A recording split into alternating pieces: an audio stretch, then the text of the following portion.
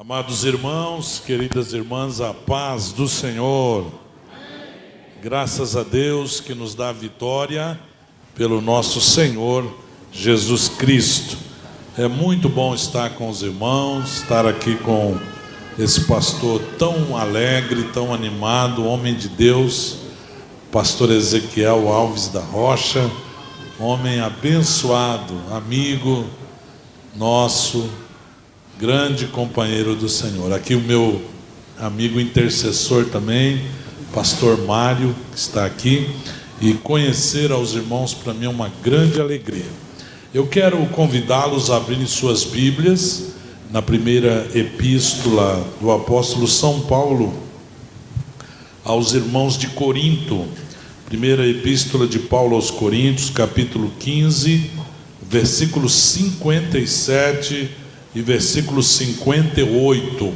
Estamos num trabalho abençoado por Deus, dos irmãos que são dedicados a conduzir a igreja de Jesus ao louvor, né? Irmãs, irmãos envolvidos na música instrumental, na música vocal, no apoio. Imagina um culto sem música, né? Imagina um culto sem louvor, que coisa estranha. E nós já ouvimos aqui uma palavra maravilhosa do nosso vice-presidente nos alertando, nos lembrando que lá na glória haverá muito louvor. Muito louvor mesmo. E esse texto que Deus colocou no meu coração, o pastor falou que não havia tema, que eu poderia ficar à vontade. Deus colocou no meu coração esses dois versículos. Em algumas Bíblias mais antigas aparece como lá no manuscrito. O formato da diagramação do texto é em forma de verso. Os estudiosos acreditam que esses dois versículos talvez possa ser que eles eram originalmente cantados pela igreja primitiva, visto que a primeira carta aos Coríntios foi uma das primeiras cartas escritas pelo apóstolo, e aqui há um conteúdo rico, um conteúdo que permeia os nossos louvores, aqueles chamados louvores avulso, chamados louvores congregacionais. E aqui eu quero destacar essa escritura. Quantos acharam? Diz assim o texto sagrado: mas graças a Deus que nos dá a vitória por nosso Senhor Jesus Cristo. Portanto, meus amados irmãos do Jardim Silvino, sede firmes e constantes, sempre abundantes na obra do Senhor, sabendo que o vosso trabalho não é vão no Senhor. Aleluia. Especialmente o trabalho de louvor. Os irmãos podem sentar-se. Queridos, que palavra poderosa. Talvez isso aqui devia ter uma música muito linda na igreja primitiva. Mas graças a Deus, o apóstolo ele vai falando de algo um pouquinho negativo lá no início dessa escritura, antes do versículo 57, e ele põe então essa expressão que coloca uma posição de contrariedade, comparando o que ele dissera lá atrás. E aí ele diz: mas graças a Deus. Você pode falar comigo, graças a Deus? Graças a Deus. Que coisa linda. A cultura brasileira, influenciada pelos judeus de Portugal, colocaram isso na nossa cultura, vinda dos portugueses. Até mesmo aquelas pessoas que não servem a Deus como nós, é comum as pessoas dizer graças a Deus, graças a Deus. Eu, quando vejo alguém que não é crente falar graças a Deus, eu louvo a Deus, porque o Senhor está na boca dele. O Senhor está na boca dele, e na boca dele talvez esteja por uma convenção social. Graças a Deus. Talvez essa expressão para ele seja uma questão costumeira da linguagem brasileira. Mas para nós, irmãos, que somos servos de Deus, nós devemos e nós falamos isso lá do fundo do nosso coração. Nós respiramos por causa da graça de Deus, nós caminhamos por causa da graça de Deus, nós estamos de pé por causa da graça de Deus. Essa igreja está aqui colocada para a glória do Senhor por causa da graça de Deus. Você está aqui hoje por causa da graça de Deus. Eu estou aqui por causa da graça de Deus. Nós estamos aqui por causa da graça de Deus. E aqui o apóstolo ele diz: graças a Deus que nos dá. Ele coloca na primeira pessoa do plural. Ele não dá só ao apóstolo, ele dá à igreja de Corinto. Era uma igreja com problemas, era uma igreja com dificuldade, mas ele olha para a igreja como Jesus olha. Ele não olha para a igreja vendo só defeitos, ele olha para a igreja com um prisma chamado Jesus, e a palavra de Deus diz que Deus imputa em nós, gruda em nós a justiça de Cristo. E quando Deus olha para nós, para mim, para vós, para a igreja de Jesus, Ele olha como ela vai ser no futuro perfeita em Cristo Jesus o Senhor. Graças a Deus que nos dá a vitória por nosso Senhor. Ele é o Senhor, Ele é o nosso dono, Ele é aquele que nos deu vida, é aquele que nos resgatou do pecado, Ele é aquele que deu novo sentido para a nossa vida, que nos libertou de toda série de vícios, que nos trouxe, que nos arrancou do império das trevas e nos colocou no reino do Filho do amor de Deus, para a glória do Senhor. Graças a Deus, Ele é o nosso Senhor. Mas o que eu quero destacar hoje aqui é essa palavra muito preciosa para Deus e para nós, a palavra vitória. Vitória. Nós ouvimos aqui uma palavra muito importante do nosso vice-presidente, dizendo que esse culto realmente, os louvores foram ministrados a Deus, foi levantado ao Senhor. 95% deles exaltaram o nome do Senhor, e é isso que deve ser o louvor. Mas o que nós vemos por aí é um triunfalismo. Triunfalismo é diferente de vitória. A palavra triunfalismo vem de triunfo. Triunfo é coisa boa, mas quando tem esse ismo no final, se torna uma expressão negativa, uma expressão exagerada, caricata, ruim. Como assim, pastor? Triunfalismo é aquela vitória do homem sem Deus. Ou seja, então não é vitória, é uma vitória enganada, é uma vitória entre aspas. Triunfalismo é uma vitória que o nome de Deus não é louvado. Triunfalismo é uma vitória em que a ênfase está no homem.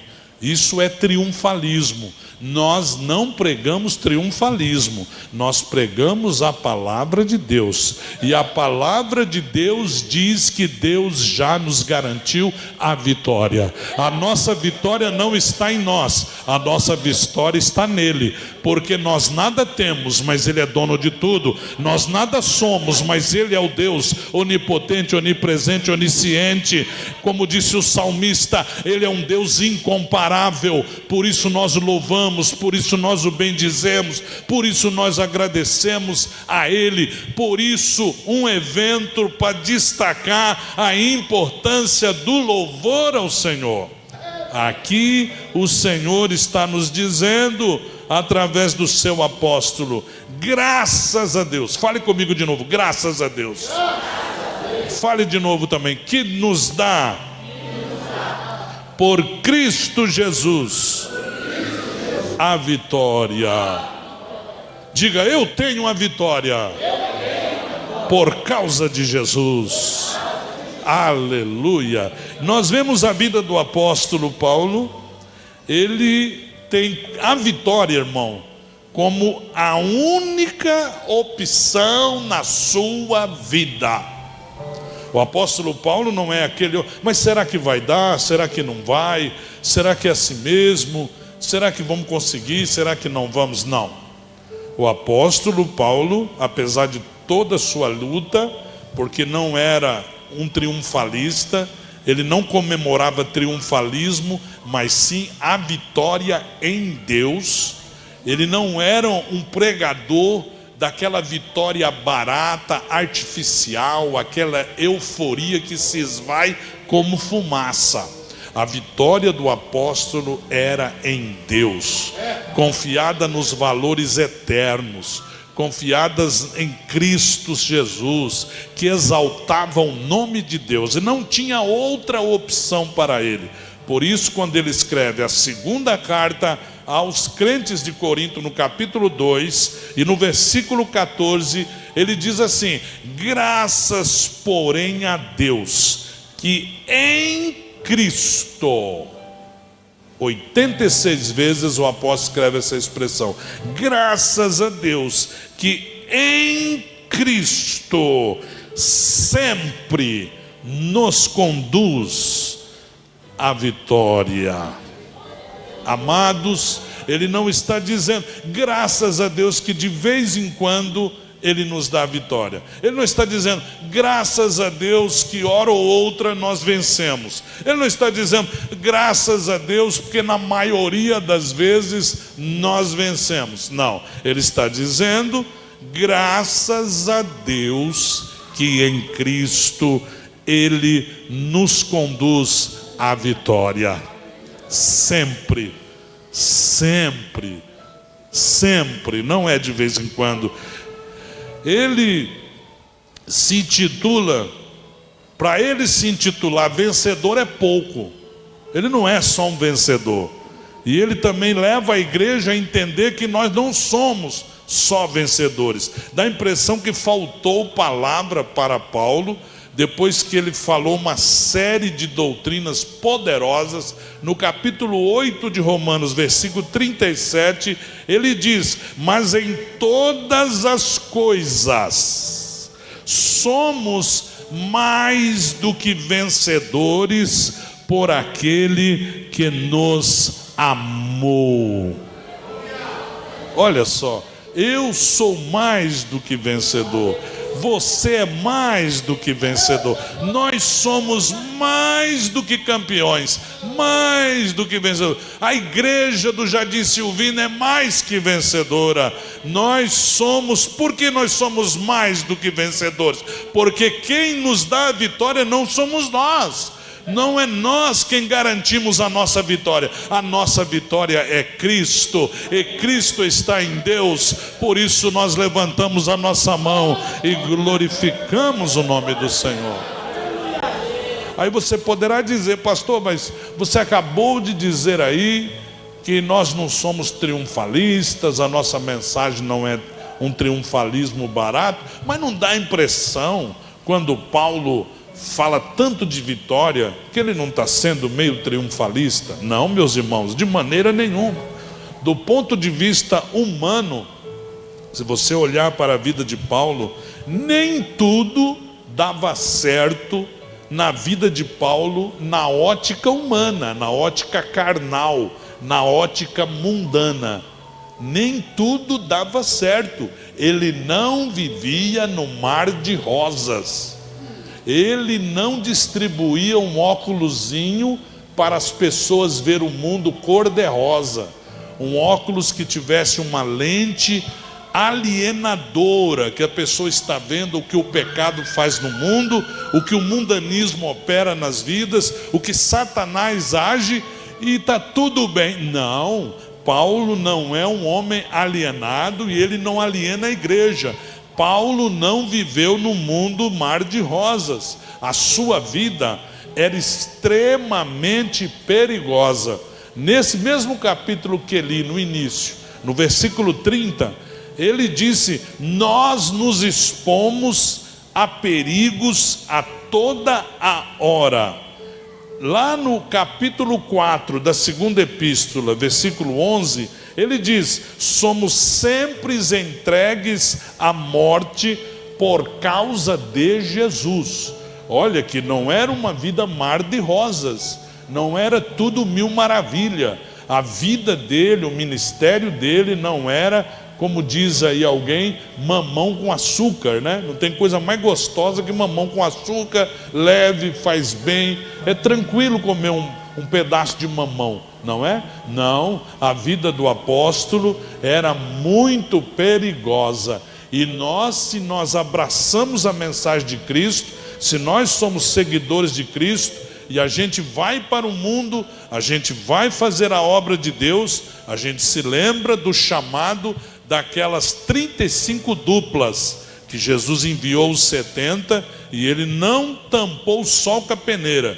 Ele falou assim: eis que eu vos envio como ovelhas no meio de lobos. Então a nossa vitória não é uma vitória alienada e alienadora.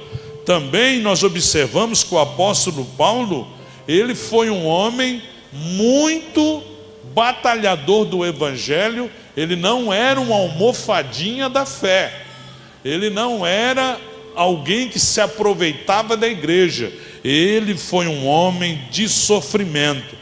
Na segunda epístola aos Coríntios, ainda no capítulo 11, do versículo 23 a 28, ele descreve mais ou menos como foi o seu ministério. Ele disse que ele lutou muito em trabalhos, em açoites, em prisões, em perigo de morte. Muitas vezes ele fala: eu recebi dos judeus 5 quarentenas de açoite, menos um. 3 vezes fui açoitado com varas.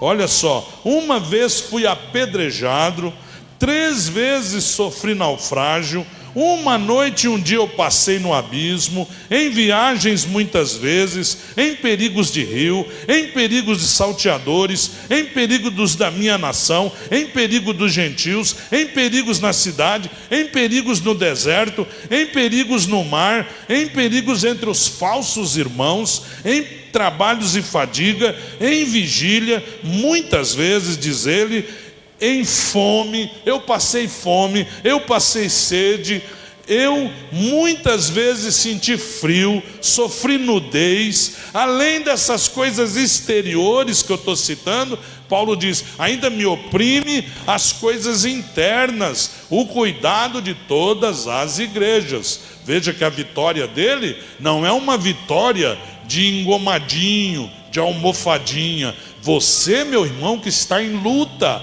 você que está em dificuldade, você que está com a sua problema na maior crise da existência de vocês, você que está com problema no trabalho, aí você vê esses louvores aqui, vê esse povo alegre, feliz, e você fica pensando: meu Deus, eu estou numa luta, esses irmãos estão tão contentes. Meu irmão, se abra para o poder do Espírito Santo, e mesmo você estando em luta e dificuldade, você vai ter essa mesma alegria. Sabe por quê? Porque Deus vai mostrar para você a saída. Deus já mostrou para você. Nós cantamos agora há pouco que o nome dele é Jeová Jiré. Ele é o nosso provedor. Ele é o nosso provedor. Quantos creem que ele é o provedor da igreja? Ele é o nosso provedor. Ele vai prover. Pastor, mas a injustiça é muito grande contra mim. O nome dele é Jeová Tissidéquino. O senhor não sabe a luta que eu vou entrar. Ele vai na frente com a sua bandeira. Jeová Nissi, o Senhor é a nossa bandeira. Jeová Samai, ele está aqui no meio do povo de Deus.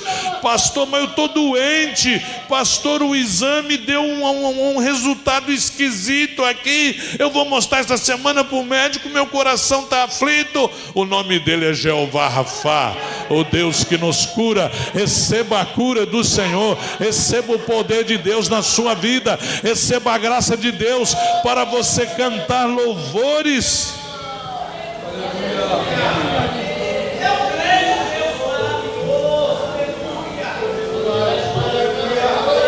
Olha que palavra boa que o irmão disse aí. Vamos falar como ele? Eu creio. Diga a pessoa que está ao seu lado: eu creio. Oh, glória!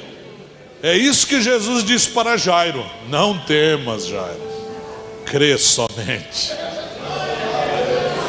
Mas o sofrimento de Paulo, parece que os sofrimentos morais e emocionais foram maiores do que essa lista tremenda que eu li para os irmãos. Paulo também foi abandonado. Em 2 Timóteo capítulo 4, versículo 10, no final da sua vida, ele desabafa para Timóteo dizendo: porque Demas me desamparou, amando o presente século, e foi para Tessalônica. Na mesma epístola de 2 Timóteo capítulo 4, versículo 16, ele diz: na minha primeira defesa daquelas acusações que fizeram, e eu recorri para o imperador Nero, na minha primeira defesa, ninguém foi a meu favor, antes todos me abandonaram. Olha só, ele também disse: todos os da Ásia me abandonaram. Já pensou? Uma província, um continente inteiro abandonou o apóstolo. Todos os da Ásia me abandonaram. E aí ele cita dois terríveis. Dentre eles eu cito Fígelo e Hermógenes. Irmãos, veja que a vitória para Paulo não era algo simples assim, não era um triunfalismo barato, mas mesmo assim não saía do seu lábio louvor, adoração. Ele bendizia sempre ao Senhor. Ele disse: graças a Deus que nos dá a vitória pelo nosso Senhor Jesus. Para Paulo, irmãos, o conceito de prosperidade e de felicidade não era o mesmo que o mundo tem. Alguém que chegou ao pé da cruz e viu Jesus lá no Calvário, e as pessoas passavam meneando a cabeça e olhavam lá para ele, ia dizer: olha aí, derrotado, um profeta tão bom, curou tanta gente, aí ó, derrotado, está morto. Alguém que vê o apóstolo Paulo na última prisão dele, Paulo foi preso 3 vezes, e na última prisão colocaram ele num calabouço profundo, subterrâneo, mal cheiroso, úmido, cheio de fungo, cheio de ácaro, um lugar terrível. Alguém que olhasse Paulo ali daquele jeito: coitado desse homem, derrotado, fez tanta coisa boa para os outros, escreveu tanta carta aí, tanta coisa profunda, e está lá, derrotado. Talvez alguém está vendo as suas dificuldades, está vendo a sua luta, porque você não anda com o mundo, porque você não mente com o mundo, porque você não pega dinheirinho sujo por baixo da mesa, porque você não pratica os conceitos do mundo. Talvez você está em luta, talvez você está em sofrimento, mas eu venho da parte de Deus dizer a você que maior é o Senhor na sua vida. Essa luta não será eterna. O teu Deus está te vendo, o teu Deus te ouvirá. Não faça como Asaf no Salmo 73, no momento que ele balançou a fé dele, ele via a prosperidade do ímpio, ele disse: em vão eu tenho purificado as minhas mãos, em vão eu tenho me santificado. Olha aí, o ímpio está melhor com eu. Mas de repente ele escreve: até que eu entrei no templo. Você não precisa entrar nesse templo tão lindo que Deus nos deu aqui para você ter essa revelação, porque a palavra de Deus diz que você mesmo é templo do Espírito Santo. Quando você tem a consciência, e você como filho pródigo, que caindo em si, ele deliberou: eu vou levantar, eu vou sair dessa vida, eu vou procurar o meu pai e vou falar para o meu pai: pai, eu pequei, eu quero nem que o senhor me faça um jornaleiro. Ele caiu em si. Asaf entrou no templo. Você cai em si entrando em você mesmo, e você entende que o Espírito de Deus está aí em você. E aí você entende que essa luta que você passa não é para te matar. Essa luta que você passa, não sei qual é a natureza dela, se foi por erro seu, se foi ataque de Satanás, se foi ataque do mundanismo, se for coisa do gênero, mas o certo é que Deus está com você, irmão. Você veio aqui à casa de Deus, receba o poder de Deus na sua vida, e o Senhor está dizendo: encha-me da minha palavra, porque a minha palavra é que vai gerar a confiança que você precisa para vencer essa luta. A fé vem pelo ouvir, e o ouvir da palavra de Deus, e à medida que você enche o seu coração da palavra, você enfrenta essas lutas para a glória de Deus. Agora, para você ter essa vida de vitória que Paulo propõe, você tem que ganhar uma luta que você luta todo dia, e eu também, todos nós. É na nossa mente. A nossa mente, nossos pensamentos, a sede da nossa cognição, da nossa inteligência, a sede da nossa memória. Por isso que o profeta Jeremias, em determinado momento, ele se recusou a transformar a sua mente num baú de má recordações, porque em volta dele estava um caos em Jerusalém. Estava um caos em Jerusalém, terrível, terrível, terrível. Nós vivemos uma situação no Brasil que a gente olha em volta e a gente entra num desespero. O que sempre foi errado parece que agora é o certo. O que sempre foi injusto agora parece que é o direito.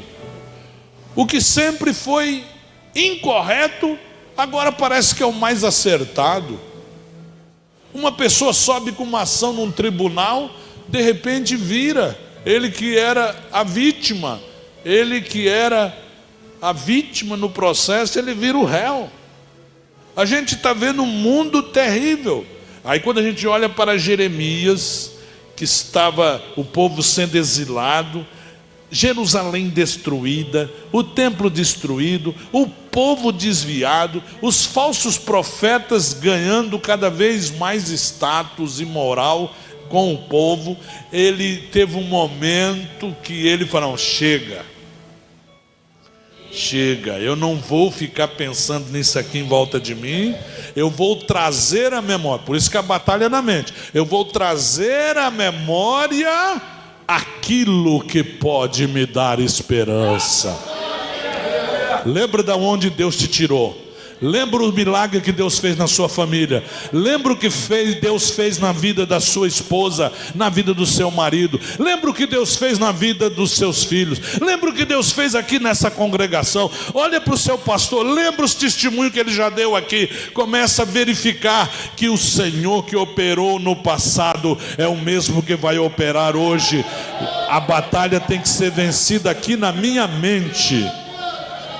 É na minha mente que eu venço essa batalha. E o apóstolo, ele mostra para nós que ele tinha uma atitude mental positiva diante da vida. Não é triunfalismo, não é autoajuda, é a ajuda do alto. Não é triunfalismo, é a vitória verdadeira que vem de Deus. Em primeiro lugar, ele era um homem que tinha essa atitude de vencer, e vencia mesmo. Por quê? Porque primeiro ele passou por uma experiência, a experiência da conversão. Oh, meus irmãos, o que seria de nós se Deus não tivesse nos convertido? Quer você tenha nascido num lar evangélico, você um dia teve um encontro com o Senhor, teve uma conversão. Quer o Senhor tenha tirado você daqueles pecados terríveis.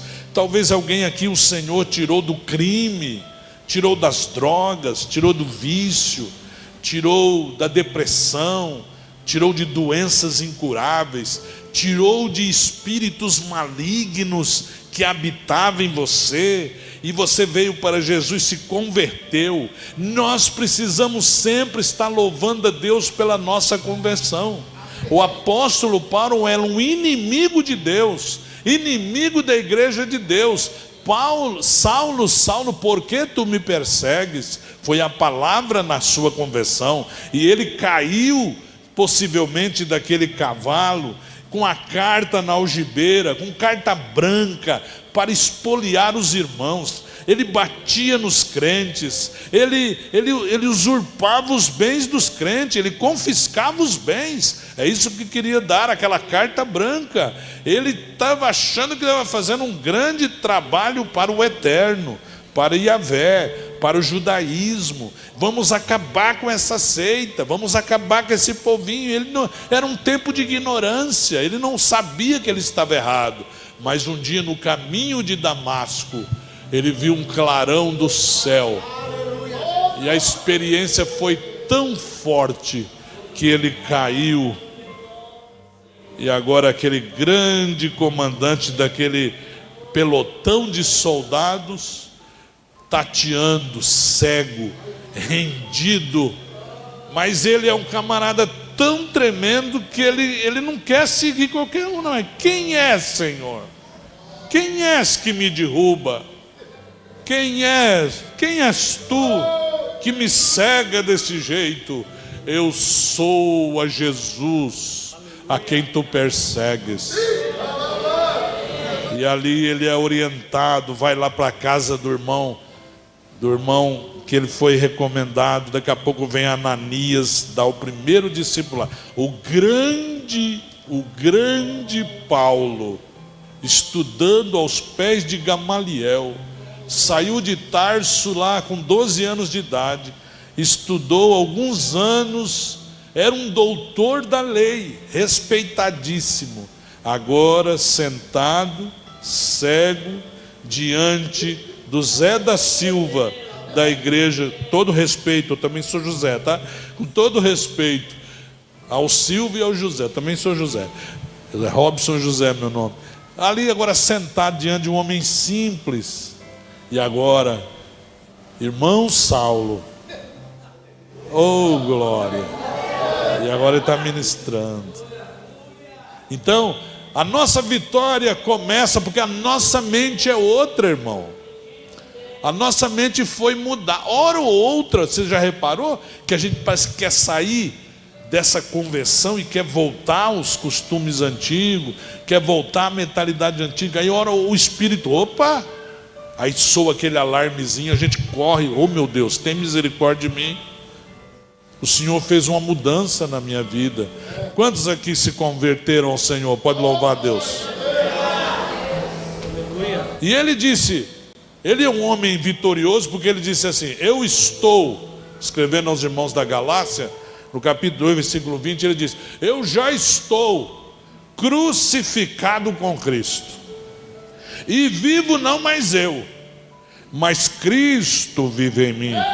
E a vida que agora eu vivo nesse corpo, eu vivo na fé do Filho de Deus, o qual me amou e se entregou por mim. Irmão, sentir o amor de Deus não é todos, tem que ser convertido, sentir que você é amado. A gente anda por aí, né? Hora ou outra tem uma plaquinha, você sorria, você está sendo filmado. Ali é um contrato jurídico que estão fazendo com você. E aí aquele sorria só para dar uma quebradinha, né? Ó, nós estamos filmando você, tá? Então, de algum modo, se você não se rebelar contra aquilo, você está concordando tacitamente. Aí você admite, porque é para segurança, né? Está filmando eu, está filmando alguém também que está com má intenção aqui. E a gente fica hora ou outra incomodado com isso, né? Você olha lá, sorri, você está sendo filmado. Você vai para outro lugar, outra câmera. Você vai para outro lugar, outra câmera. Você vai para outro lugar, outra câmera. Meu irmão, a gente esquece que o nosso Deus, Ele nos ama tanto. Sinta esse amor, irmão. Sinta esse amor.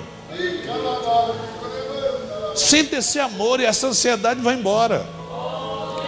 Sinta esse amor e essa preocupação com o dia de amanhã vai embora. Sinta que você é amado por Deus. O Senhor te ama, meu irmão.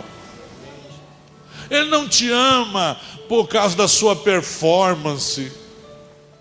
Ele não te ama porque você deu todos os bemóis sem desafinar.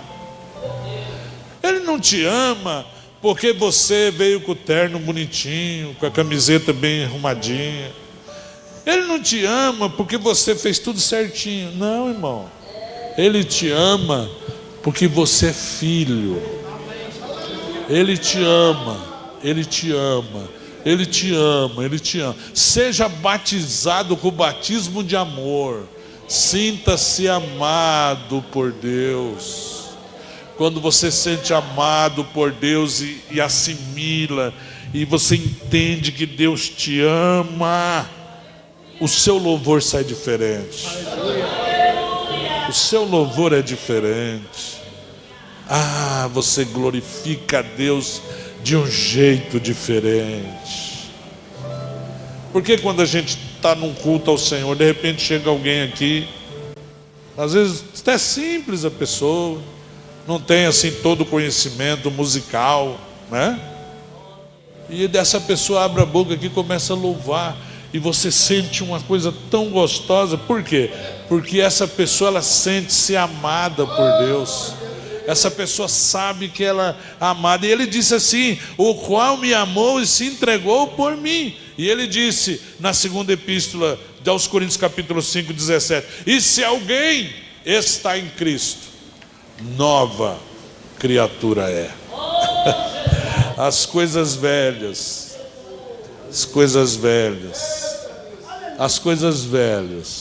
já passaram.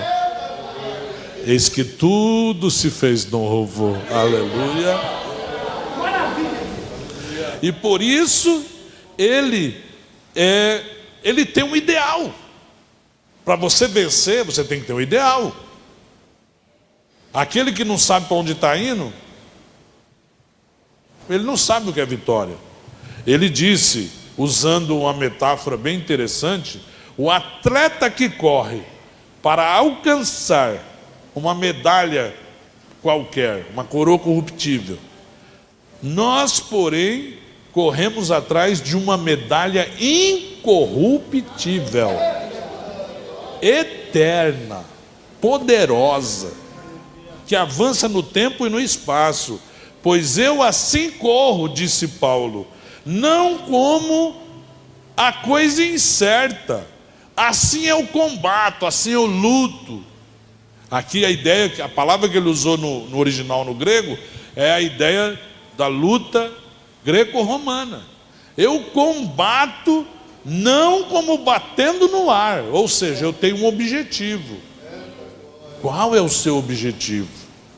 Tanta coisa que a gente pode estabelecer como objetivo, mas o principal é que a nossa vida seja para glorificar a Deus. O resto vem tudo por acréscimo. Amém, irmãos? Ele também, por causa disso, ele fazia uma leitura correta das lutas dele, das provações. Ele disse aos Romanos no capítulo 5, 3 em diante: nós nos gloriamos nas tribulações. Epa, então ele era masoquista? Não, olha o que ele diz: nós nos gloriamos nas tribulações, sabendo que a tribulação, primeiro, produz paciência. A paciência produz a experiência. Olha a escada. A experiência produz a esperança. E a esperança não traz confusão. Porque Deus pega o seu amor e dá uns conta-gotinhos em cima da gente. É assim que diz a Bíblia? Não. Porque o amor de Deus é derramado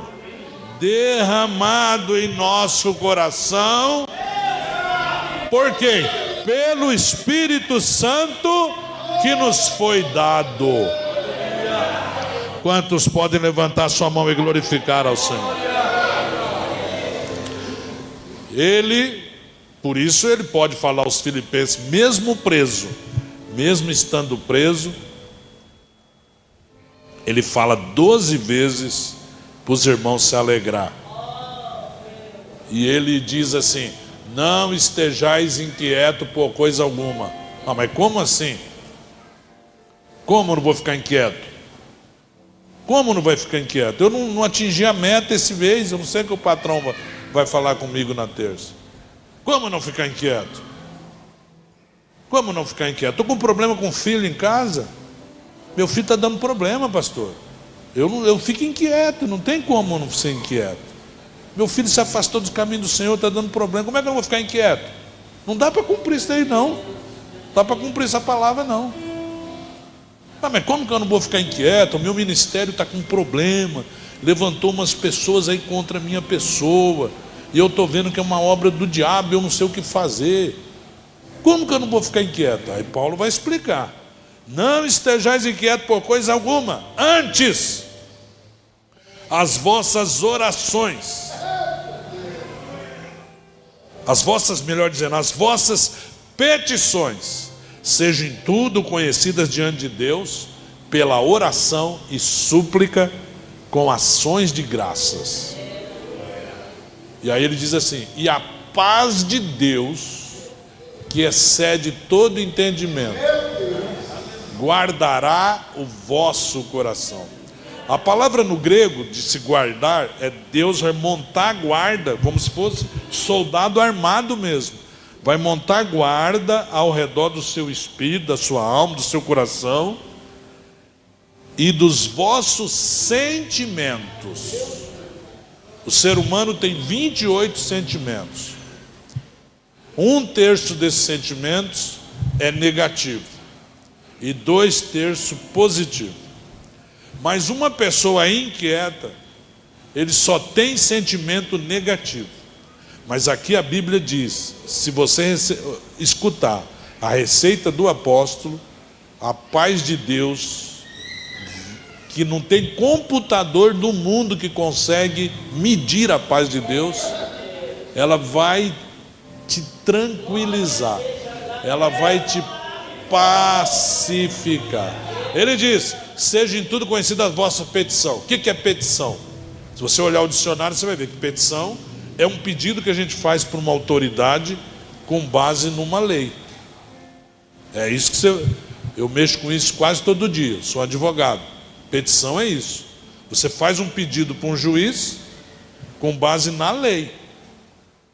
E aí você fala: ó, excelência, aconteceu assim, assim, o meu cliente estava assim, aconteceu assim, e o Código Civil diz isso, o Código de Trânsito diz isso, a Constituição Federal diz isso. Então, diante disso, eu quero pedir para o senhor isso, isso e isso. Isso é petição. Ah, mas e aqui essa petição, será que é assim, pastor? Petição é uma oração que você faz com base na palavra. Você é um homem fiel que teme a Deus e anda nos caminhos do Senhor? Quantos homens aqui são sinceros diante de Deus? Homem. Chefe de casa, quantos? São sinceros diante. Estou falando que você é perfeito, não. Estou perguntando se você segue a Deus com fidelidade. Quantos estão? Eu procuro ser. Então a Bíblia diz no Salmo 128: bem-aventurado é o homem que teme ao Senhor e anda nos seus caminhos, pois comerá do trabalho da sua mão. Olha aí, você pode, quando você vai orar de petição, você ora de olho aberto, com a Bíblia aberta, Salmo 128. Opa, aqui está prometendo para mim que eu vou comer trabalho da minha mão. Senhor, eu estou desempregado. Comerás o trabalho da sua mão. Feliz será e te irá bem. Opa, felicidade, Deus me promete isso. Petição, eu peço essa felicidade. Feliz será e te irá bem a sua mulher. Interceder pela esposa. A sua mulher será como uma videira frutífera ao lado da sua casa, e os filhos como planta de oliveira à roda da mesa. Eis que assim será abençoado o homem que teme ao Senhor. Quando a gente foi casar, a gente não tinha onde morar. Então eu aprendi com meu pai a procurar não pagar aluguel. Meu pai fez uma verdadeira pressão em cima da gente desde criança: não paga aluguel. E aí como é que eu vou fazer, Senhor? Não tenho casa, preciso me casar. O que eu fiz? Lembrei dessa promessa, oração de petição. Peguei a Bíblia, peguei uma concordância, anotei 35 versículos, Deus prometendo casa para o seu povo. E eu orava 3 vezes ao dia. Orava de manhã quando acordava, orava na hora do almoço e orava na hora de dormir. Fiquei orando. Irmãos, para encurtar, Deus fez um rebuliço na vida de umas 2, 3 famílias para me abençoar. E Deus me abençoou. Aí dentro de 3 meses nós estávamos com um apartamento para eu morar, para a glória de Deus. Quantos creem que Deus faz isso na sua vida? Ele diz também da oração de súplica. Oração de súplica e oração de ação de graça. Tem gente que recebe pouco porque não agradece. Tem gente que é mais agradecido. Agradece a Deus por tudo. Tem um que chega na bicicleta e fala assim: "Oh, miséria de bicicleta", e dá um chute na bicicleta. Aí, ó, furou de novo esse pano. Essa miséria, e dá um chute. Vou chegar atrasado de novo. Aquele chefe que atribulou vai me pegar no meu pé. O outro irmão não, ele olha a bicicleta, ele lembra o tempo que ele andava não sei quantas léguas no meio do mato. Oh, meu Deus, obrigado por essa bicicleta. Aí ele sobe na bicicleta. Os guerreiros se preparam para a grande luta. Pedalando e cantando. Você acha que Deus vai olhar lá da sua glória e vai olhar essas 2 pessoas do mesmo jeito, irmão? Esse irmão está cheio de gratidão. Eu penso comigo que Deus olha assim, sabe de uma coisa? Esse meu filho é tão agradecido as coisas que eu dou para ele. Agradecendo a bicicleta. Sabe de uma coisa? Aquela pedra do consórcio, eu vou pôr para sair o número dele. Ele só pagou uma, aí vem lá a pedra no consórcio. Ó, seu fulano de tal, vem aqui porque saiu a pedra do senhor. Ó, pode vir aqui, o senhor pode pegar o gol dentro de 30 dias. Ó, glória! É assim ou não é? Olha para sua casa. Aquele filho que é agradecido, olhe lá. Então o Senhor diz: você não vai estar inquieto, porque vai estar cheio de gratidão. E um louvor nada mais é do que isso. A maioria dos louvores é para exaltar aquilo que Deus faz, aquilo que Ele já fez e aquilo que Ele promete fazer. Você tem promessa de Deus, então levante a sua mão e já glorifica. Já glorifica a Deus. Semana que vem talvez seja um milagre. Vai glorificando a Deus, vai exaltando a Deus. Deus não queria abrir o mar vermelho com a vara. Deus queria abrir o mar vermelho com louvor. Deus queria muito que Miriam, as mulheres, diante daquele mar e diante daquele exército atrás, em vez de Moisés levantar a vara, que ele abrisse com louvor. Imagina como seria aqueles filmes hoje, aquele povo cantando e o mar abrindo, Então vamos aprender. Eles só cantaram depois que atravessaram, depois que passaram o perigo. Vamos louvar, irmãos. Vamos louvar. Você está com problema, você está com dificuldade? Também estou. Você está com luto? Também estou. Você está com problema? Também estou. Mas em nome de Jesus, vamos louvar a Deus, vamos louvar, em nome do Senhor Jesus. Fique de pé, você recebe essa palavra? Você recebe essa palavra, irmão? Oh, glória a Deus, glória a Deus, glória a Deus. E ele também fala da oração de súplica. É aquela oração daquela mulher que ficou gritando atrás da comitiva de Jesus. Jesus foi lá para a terra do Ciro Fenício, povo idólatra, macumbeiro, feiticeiro. Ele sai das fronteiras de Israel para descansar, foi fazer um retiro. Vamos para um lugar que ninguém vai achar nós. Jesus era inteligente. Se ele queria se esconder, você pode saber que ele escolheu um lugar bom. Mas não é que essa mulher achou ele? E aí começou a gritar: Jesus, filho de Davi. Oh Jesus, tem misericórdia de mim. Tem misericórdia da minha filhinha, Jesus. Tem misericórdia. Ela suplicar. O que é súplica? Súplica não é aquela oração que a gente faz assim para comer, né? Não.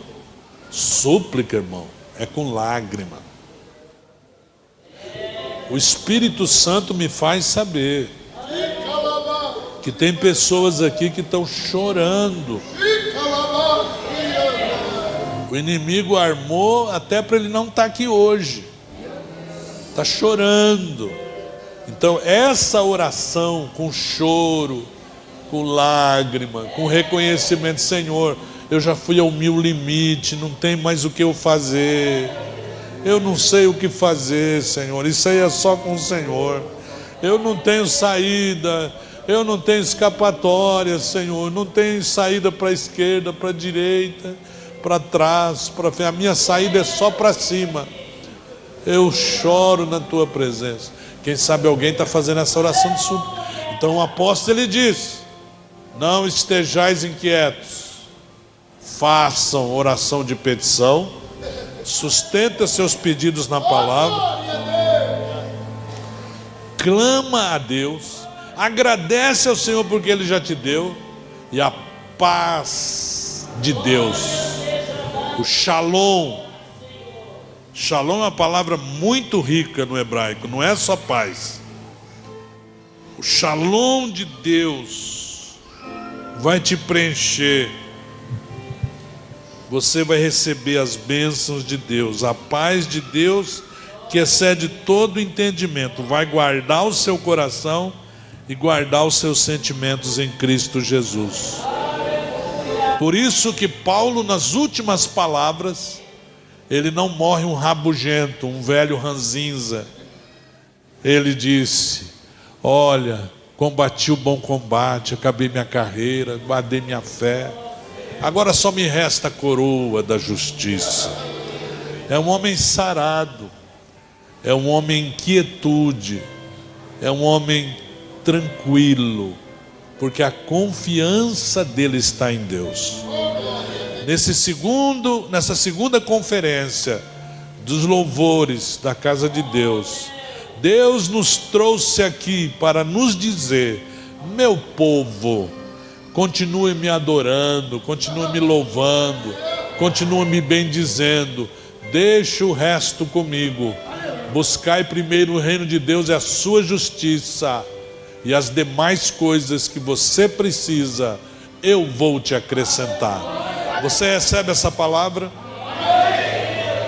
Deus falou com todos nós, mas quem sabe você quer tomar uma medida, um ato de fé, quer vir aqui à frente, não como um costume, não. Você sentiu que essa palavra é para você de algum modo, e você quer se apresentar a Deus. Deus, eu estou aqui, Senhor. O Senhor sabe a minha vida. Então, se você está assim, vem à frente, em nome do Senhor Jesus.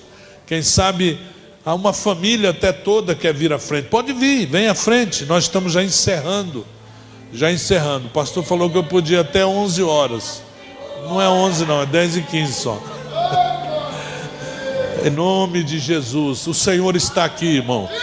Vamos louvar ao Senhor, vamos glorificar. Nós te glorificamos, Senhor, nós te exaltamos, nós te bendizemos, nós te exaltamos. Senhor meu Deus e Pai, levantamos a nossa voz, derramamos o nosso coração na sua presença, levantamos as nossas mãos sem ira, sem contendas, mãos santificadas pelo sangue de Cristo. E nós queremos te adorar, te louvar, te bendizer, glorificar o teu nome, Senhor, acima de todo o nome. Ó Deus, fazemos a nossa oração. O Senhor conhece a necessidade dos dois irmãos que aqui vieram. O Senhor conhece a necessidade da sua igreja. E nós já louvamos a Ti que Tu és Jeová Jiré.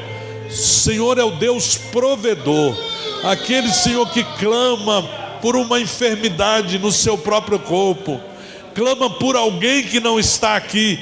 Tu és Jeová Rafá, o Deus que nos cura, que nos liberta, o Deus libertador, o Deus santo, o Deus justo, o Deus fiel, onipotente, onipresente, onisciente, o Deus incomparável. A Ti que clamamos, a Ti que rogamos. Tu és a nossa única esperança, Tu és a nossa única confiança. Abençoa esta criança, meu Deus, abençoa esse adolescente, abençoa esse jovem, abençoa essa irmã, abençoa esse irmão, abençoa esse ancião, essa anciã, esse obreiro do Senhor. Abençoa esta casa, abençoa esta igreja. Em nome de Jesus, nós declaramos a vitória que veio do Senhor. Nós falamos nessa noite, graças a Deus que nos dá a vitória pelo nosso Senhor Jesus Cristo. Graças a Deus que nos dá a vitória pelo nosso Senhor Jesus Cristo, em nome de Jesus, amém. Vamos falar juntos, graças a Deus que nos dá a vitória pelo nosso Senhor sem Jesus Cristo. Fale, graças a Deus que Ele sempre nos faz vencer em Cristo Jesus o Senhor. Pelo seu amor, diga, somos mais do que vencedores por aquele que nos amou. Saiba que você é amado, vitorioso, vitoriosa em Cristo Jesus. Quantos recebem essa palavra? Diga amém.